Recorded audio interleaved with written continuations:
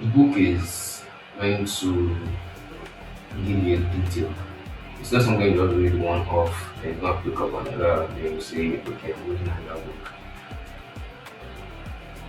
Enjoy reading some books over and over again because honestly, some details are easy to miss on the first read, and maybe on the second or the third read, you might actually find them. So this one is no brainer for everybody because I've seen a lot of people who actually believe reading book is something like a competition.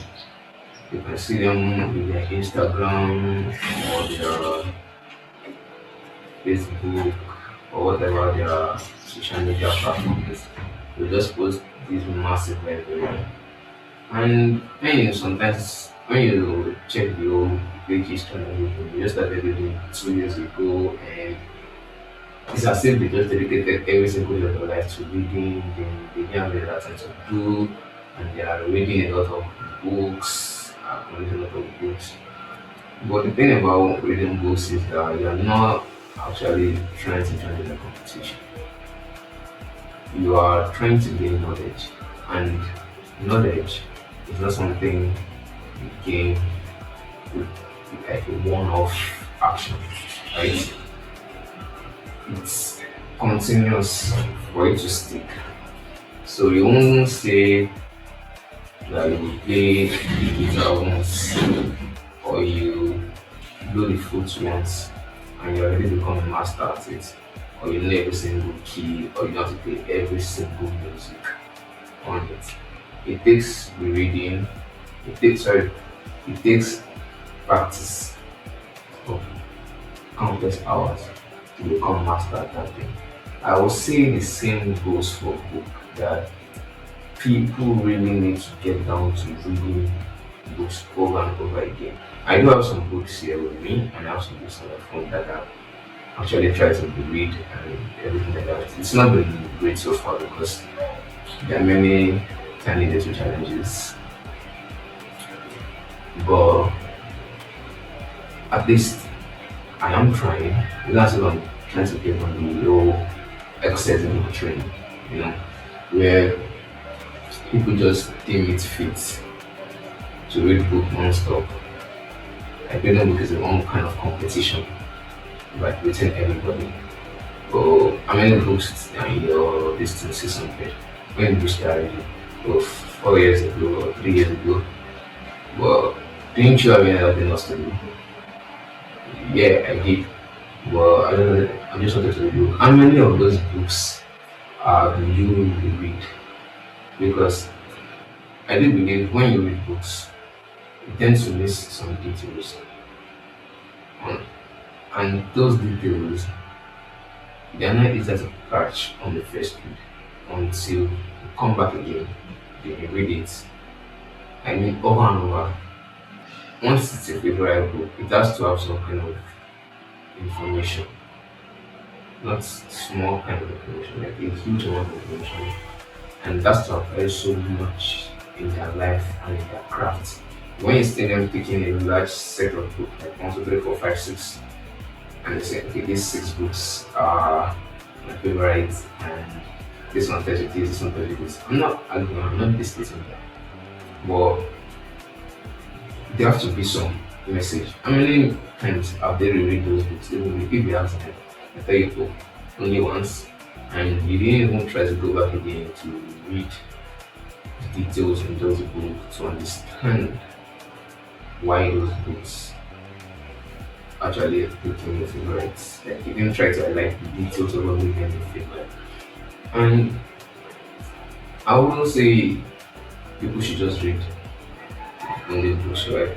Let other people read books just like as if they are scrolling on social media. There's no difference. I mean, there's doom scrolling that should be doing reading basically because you're not reading through books without absorbing the information. On social media, there's a good part of the internet where you can actually absorb good information on YouTube and Instagram. Yes, there is.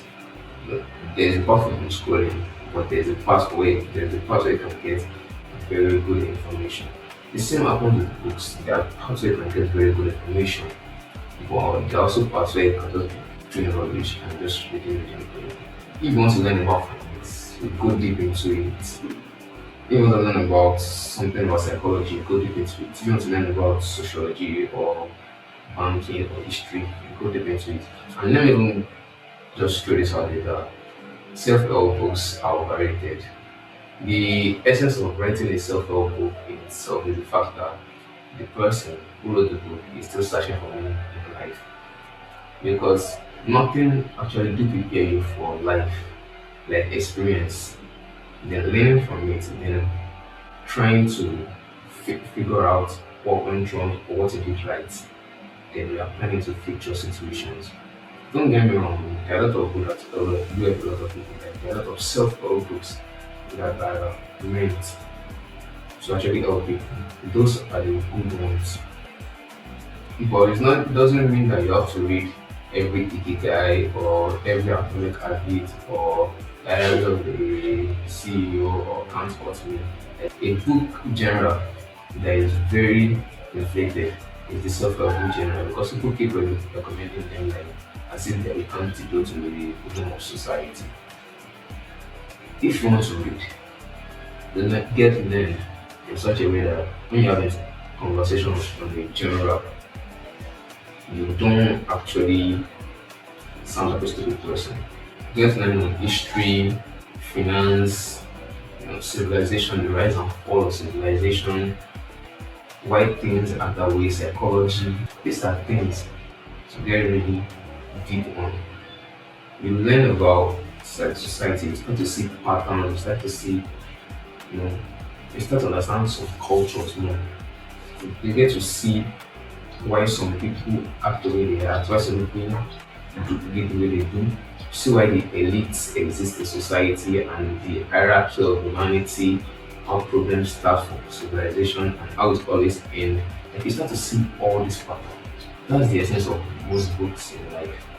Like books tells information for us, like they pass down information for us to just absorb the intelligent and previous generation before us, then we apply them into our own generation. Then we carry those same applications and give it to the next generation. But nowadays, just as if everybody's competing, how many books have you yourself and like 600? I'm not really arguing that it's impossible. At the age of 24, 25, and they can't really tell me how many books you come back to. At least you should have books, one or two books you do go back to every single year. One or two at least. Because that way you get to revisit something, a book, and you get to see the information you missed the first time, then you get to pick it up the other time. They won't give me started on those people that actually just read books. Like it's fun. They will see every single chance they get, they just want to finish the book. I mean, every single chance they get, they just want to finish the book. I'm not saying it's wrong not to try to finish a book.